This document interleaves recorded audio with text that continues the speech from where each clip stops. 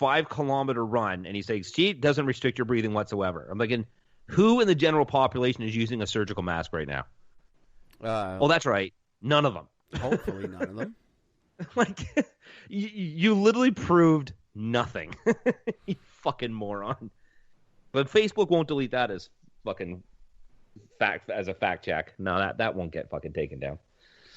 That gets promoted. Oh, fuck Facebook, though. Who knows? Like, if everyone's taking all their credible news from fucking Facebook, that's their biggest problem right there. Like, who cares what Facebook does and doesn't take down? It's the worst fucking tabloid bullshit site on the planet. And I'm a big fan of Facebook, but I don't go there looking for my fucking news. Yeah, exactly. It's a joke site. It's not a news site. It's a big difference. They take down my posts all the time. Oh shit! That fucking stuff makes me laugh. The New York Attorney General, Lolita James, has filed a massive lawsuit in the state seeking to dissolve the NRA. Thank God for that.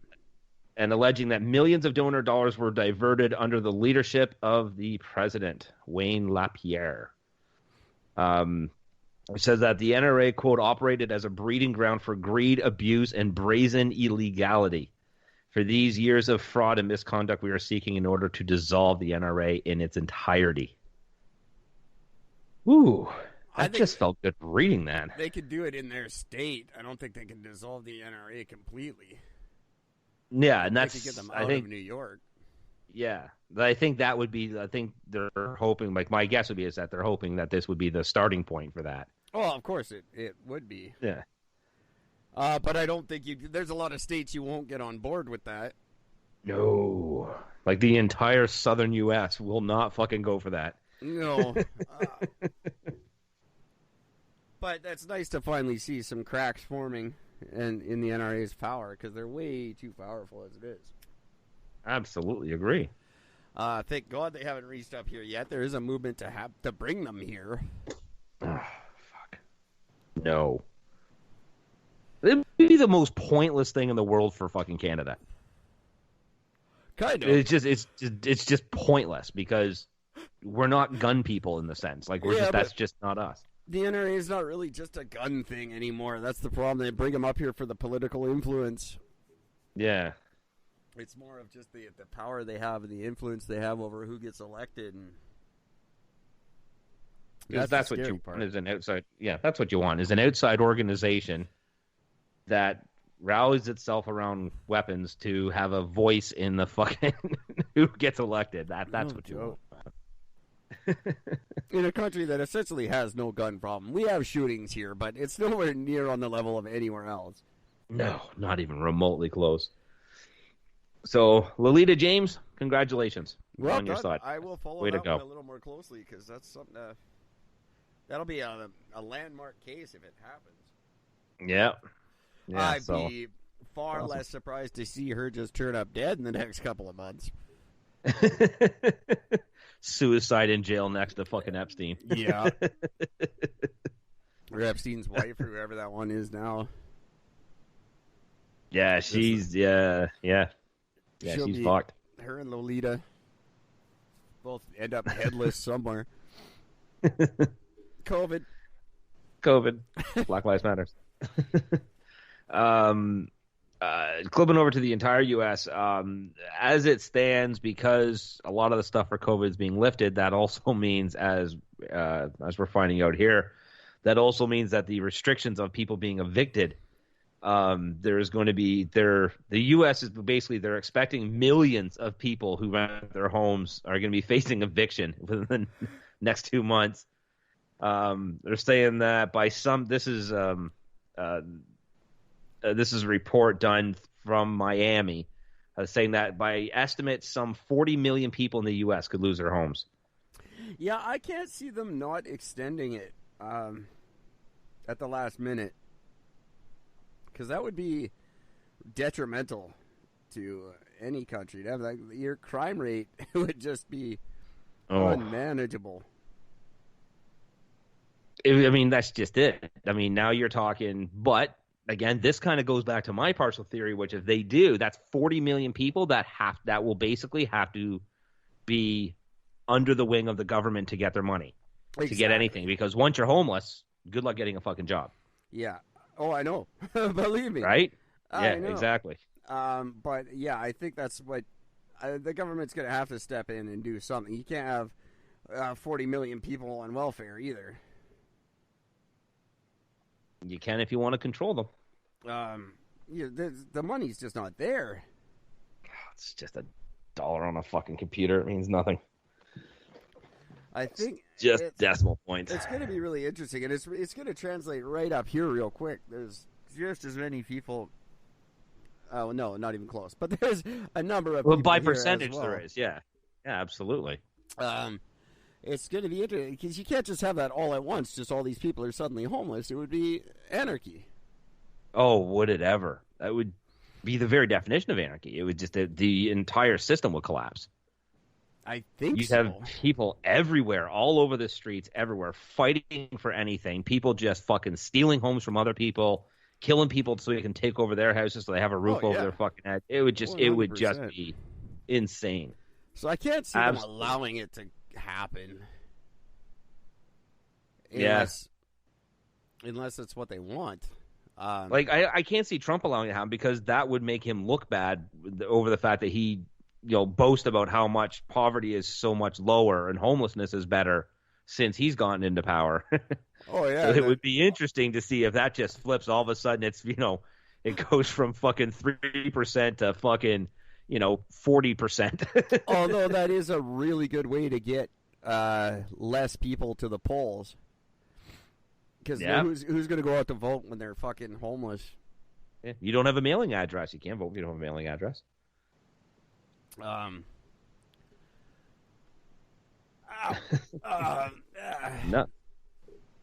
You can. There's places that will let you use their address.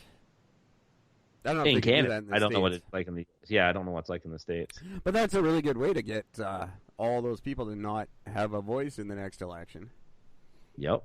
Maybe it's pretty quick. Maybe that is intentional. I would say if we see it actually happen that way, then that's totally what it is. Yeah. Yeah. It's just a way to skew the election. Other than that, I can't see them allowing it to happen. And if they do, we better fucking keep that border closed because I don't want a bunch of crazy, angry, homeless Americans coming up here. Yeah. Yeah.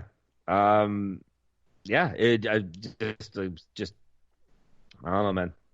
Can't trust nothing. Oh man. The Crown Prince of Saudi Arabia, who's constantly in the news for all the fucked up shit that he's being accused of. He's an interesting character.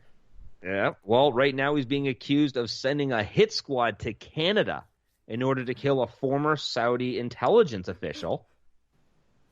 His name is Said al-Jabri. The plan failed soon after the murder of journalist Jamal, Khashoggi in Turkey, which is a huge. Everybody, I mean, we even talked about. That was a big deal.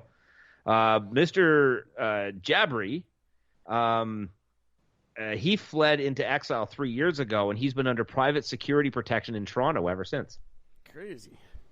And apparently a hit squad was sent to Canada. And when are they going to follow through with the hit? Because they've obviously not been. It's Canada. We're not stopping them. No, said the alleged plot failed after Canadian border agents became suspicious of the hit squad as they attempted to enter the country at Toronto's Pearson International Airport. So we actually did catch them. We actually stopped them at the airport. So it said, hey, wait a minute. You guys look kind of like a hit squad. Right? Like, what was it, the guns? Like, what, like, oh, probably. They all just come through holding fucking Uzis and with silencers and shit on them. I wouldn't doubt it. We want to go hunting in the Great White North. No, guys, I don't think that's how it works. Well, that's good for us for stopping them. That's impressive. If we could stop fentanyl, that'd be cool, but yeah, one step at a time. Yeah, let's start with a hit squad. That's some So scary so there we shit, go. though. So there's some pretty big fucking news. I like how just out of touch some of these like crown princes and shit are when they just like they think they could just do that. Mm. Like, what fucking James Bond movie do you think you're in? Oh, he just looked at it and said, "It's Canada. What are they going to do?" Oh yeah, nothing will happen to him. No. So I mean, so really, he was actually technically smart about it. He picked the right country to do this in because Trudeau will do nothing about it. Well, nothing will happen to him, but we'll stop the hit squad, and we'll probably give them all homes and jobs. And continue to fund the fucking Saudi family with fucking money for oil instead of using our own. Yeah, well, We'll just keep paying them. So, no, it's probably a deal he made with fucking Trudeau. Look, you give us all your money, and we're gonna kill one of the guys in your country. And Trudeau's like, that's a good trade-off. yeah, we'll do that. I will do that. Yeah. And some asshole will actually get his job right, and Trudeau's like, fuck, that wasn't supposed to happen. Yeah, next thing you hear, a bunch of border agents get fired. Yeah, exactly. Instead of lauding them as fucking heroes for stopping something, they're like, hey, these guys bombed. These guys are Beirut. terrorists. Yeah, they set the bomb off in Beirut. It was them. They're trying to make the Saudi prince look bad. If that happens, you and I have to hide out for a while. Yeah, right. Man. Tariffs. U.S. just put 10% tariff on some Canadian aluminum products. Yep. Because Trump is sick of Canada constantly taking advantage of the U.S. Yep.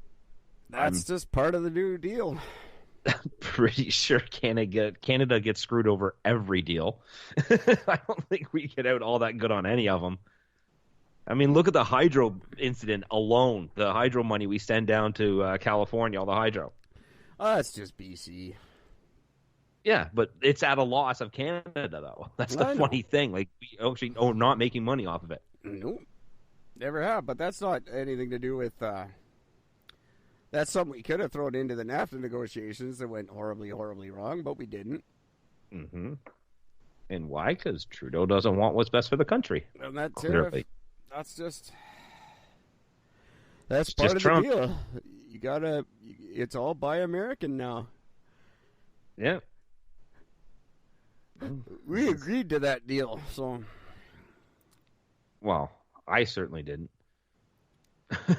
Just saying. Somebody did. Wasn't No, me. I say scrap NAFTA altogether, but... Yeah. Oh, mercy. So yeah, so there's that. Yeah. Okay, I gotta try to remember where the fuck this happened here. This happened, and where the fuck? Why is it not coming up? There's a kid working in Florida. Kid was working at the drive-through window in Florida. Lady rolls up with somebody else in the fucking car with her. Places her order. Guy tells her to pull off to the side and wait while they get the order ready. She felt that it was taking too long, walked up to the window, started yelling at the kid. And the kid's like, I'm just taking the fucking orders, man. It's not my problem. I'm just taking the orders. I'm sorry it's taking so long. It'll be out as soon as it can. She continues to argue it. The kid ends up refunding her entire orders, almost $40, and then asked her to leave. At that point, she waited back in her sedan for a few more minutes, turned around, came back, and a man in a white truck was with her, and he approached the kid, demanding that he fight him. Of course, the kid wouldn't, but the kid ends up going outside, and the Jesus. fucking guy shoots and kills the kid. Why would you go outside? Yeah. I don't, yeah. Yeah, so there's a fucking guy's dead because their fucking Burger King order took too long. That's worth killing somebody over. And by the way, that's because of white privilege right there. Yep.